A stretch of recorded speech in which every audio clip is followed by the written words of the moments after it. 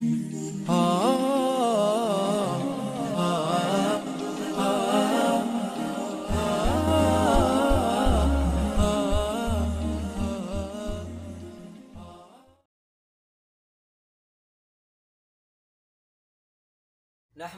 ونصلي ونسلم على رسوله الکریم، اما بعد۔ پاکستان کی ریاست کو مدینہ کی ریاست کی بنیاد پر قائم کیا گیا ہے، اور رسول پاک صلی اللہ علیہ وسلم کے مدینہ کے اندر ملکی اور غیر ملکی کا فرق نہیں ہوتا تھا، بلکہ جو بھی کلمہ پڑھنے والا ہوتا تھا، جو بھی لا الہ الا اللہ اور محمد رسول اللہ کو ماننے والا ہوتا تھا، اس کے لیے مدینہ اس کا اپنا ملک تھا، کوئی اس کے اندر فرق نہیں کیا جاتا تھا۔ اس لیے قرآن نے واضح اعلان کیا، انما المؤمنون اخوہ، سارے ایمان والے بھائی ہیں۔ حدیث مبارکہ میں بھی فرمایا، المسلم اخو المسلم، مسلمان مسلمان کا بھائی ہے۔ اس تعلیمات پر عملاً نبی کریم صلی اللہ علیہ وسلم نے عمل کر کے دکھایا ہے۔ نبی کریم صلی اللہ علیہ وسلم کے سارے صحابہ عربی نہیں تھے، بلکہ حضرت سلمان فارسی رضی اللہ تعالیٰ عنہ ایران کے تھے، حضرت بلال رضی اللہ تعالیٰ عنہ حبشہ کے تھے، حضرت صہیب رضی اللہ تعالیٰ عنہ روم کے تھے، اور بھی بے شمار صحابہ کرام ایسے تھے جو کسی دیہات کے تھے، یا مدینے سے دور کے تھے، یا عرب سے باہر کے تھے۔ اس زمانے کے اندر نبی کریم صلی اللہ علیہ وسلم کی تعلیمات کے مطابق سارے بھائی بھائی بن کر رہتے تھے۔ یہ نہیں کہ یہ عربی ہے اور یہ عجمی ہے، یہ عرب کا رہنے والا ہے، یہ حبشہ کا رہنے والا ہے، گویا یہ ملکی ہے، یہ غیر ملکی ہے، سلمان ایرانی ہے، یہ عربی نہیں ہے، صہیب عربی نہیں ہے، رومی ہے۔ یہ سب فرق نہیں کیا گیا۔ اللہ معاف کرے، ہمارے اسلامی ممالک کے اندر بھی یہ فرق کیا جا رہا ہے، یہ پاکستانی ہے، یہ غیر پاکستانی ہے، یہ ملکی ہے، یہ غیر ملکی ہے، یہ پاکستانی ہے، یہ ترکی ہے، یہ ترکی والا ہے، یہ فلسطین والا ہے، یہ عراقی ہے، یہ عربی ہے۔ میرے دوستو، یہ فرق قرآن میں فرمایا کہ ان اکرمکم عند اللہ اتقاکم، تم میں سے سب سے زیادہ معزز اور مکرم اللہ کے یہاں متقی پرہیزگار آدمی ہے، اور فرمایا کہ انا خلقناکم من ذکر و انثی، ہم نے تم سب کو، چاہے وہ عربی ہو، اجمی ہو، کالا ہو، گورا ہو، چاہے رومی ہو یا شامی ہو، اور جہاں کا بھی رہنے والا ہو، من ذکر و انثی، ہم نے اس کو مذکر اور مؤنث سے پیدا کیا، وجعلناکم شعوبا و قبائل، اور ہم نے تمہیں خاندانوں میں اور قبیلوں میں بانٹ دیا۔ کس لیے؟ فخر کرو، نہیں لتعارفو،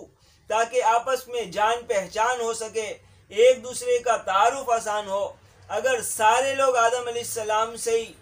نسبت جوڑ رہے ہوتے تو پھر رشتہ داری کا پتہ ہی نہیں چلتا۔ ظاہر ہے سارے کے سارے لوگ آدم علیہ السلام کی اولاد ہیں۔ تو ہمارے ملک پاکستان کے اندر تعصب کی ہوائیں چلائی جاتی ہیں، یہ پنجابی ہے، یہ بلوچی ہے، یہ سندھی ہے، اس طرح کر کر کے ایک دوسرے کے حقوق کو مارنے کی کوشش کی جاتی ہے۔ تو سب سے پہلے ہمیں یہ نظریہ بنانا پڑے گا کہ یہ پاکستان پنجاب بنانے کے لیے قائم نہیں کیا گیا، یہ سرحد بنانے کے لیے، خیبر پختونخوا بنانے کے لیے نہیں قائم کیا گیا، سندھ بنانے کے لیے اور بلوچستان بنانے کے لیے نہیں قائم کیا گیا، بلکہ یہ ملک اس لیے قائم کیا گیا کہ پنجابی اپنی ذات کے لحاظ سے ہے، قومی لحاظ سے وہ ایمان والا ہے اور وہ پاکستانی ہے۔ تو سب سے پہلے ہمیں اسلام کے مطابق زندگی گزارنی ہوگی، اور پھر پاکستان کے مطابق اپنے آپ کو آراستہ اور مزین کرنا ہوگا۔ اس لیے تعصب کو چھوڑ دیں، پھر ملک پاکستان کو سارے مسلمانوں کا گڑھ بنایا جائے، اس کو سارے مسلمانوں سے آباد کیا جائے۔ جس طرح مدینے کے اندر ملکی غیر ملکی کا فرق نہیں ہوتا تھا، اسی طرح پاکستان کی سرحدیں ہر ایمان والے کے لیے، ہر مسلمان کے لیے کھوئی جائیں۔ اگر کوئی کشمیری ظلم و ستم کو برداشت نہ کر سکے اور وہ ہجرت کر کے آنا چاہے پاکستان اس کا سینہ کھول کر استقبال کرے۔ اگر شام کے اندر ظلم و ستم ہو، وہ پاکستان میں آباد ہونا چاہے، سینہ کھول کر اس شام والے کو پناہ دی جائے۔ اسی طرح عراق پر اگر حملہ ہو، وہاں کا کوئی پاکستان میں رہنا چاہے، سینہ کھول کر اس کے لیے سہولت فراہم کی جائے، کیونکہ یہ پاکستان کسی قوم کی بنیاد پر، قومیت اور لسانیت کی بنیاد پر قائم نہیں ہوا، بلکہ لا الہ الا اللہ کی بنیاد پر قائم ہوا۔ تو جتنے بھی لا الہ الا اللہ والے ہیں سب آپس میں بھائی بھائی ہیں۔ اس لیے حکومت وقت کو چاہیے کہ جو لوگ اسلام کے نام لیوا ہیں، جو ایمان والے ہیں، اگر وہ ہجرت کر کے پاکستان رہنا چاہیں تو ان کو سپورٹ فراہم کیا جائے، ان کو شہریت فراہم کی جائے، کیونکہ نبی کریم صلی اللہ علیہ وسلم نے اپنے زمانے کے اندر عملاً یہ کر کے دکھایا ہے۔ یہاں تک کہ حضرت سلمان فارسی رضی اللہ تعالیٰ عنہ کو بسا اوقات کوئی کچھ کہہ دیتا، حضرت سلمان فارسی رضی اللہ تعالیٰ عنہ نبی کریم صلی اللہ علیہ وسلم کو شکایت کرتے۔ نبی کریم صلی اللہ علیہ وسلم نے فرمایا کہ یہ سلمان اہل بیت میں سے ہے، یعنی یہ میرے گھر والے ہیں، اس لیے ان کو کوئی نہیں ستائے کہ یہ ایران کے تھے، یہ آتش پرستوں کی نسل سے تھے، کوئی اس طرح ان کو تانا نہ دے، بلکہ جس طرح میرے گھر والے ہیں، سلمان بھی رضی اللہ تعالیٰ عنہ بھی یہ میرے گھر والے ہیں، اہل بیت میں سے ہیں، لہذا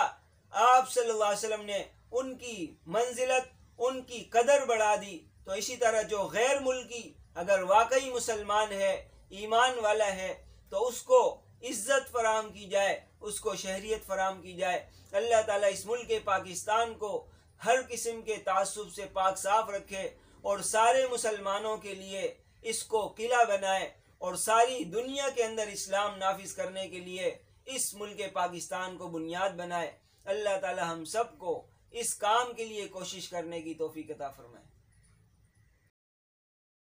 اللہ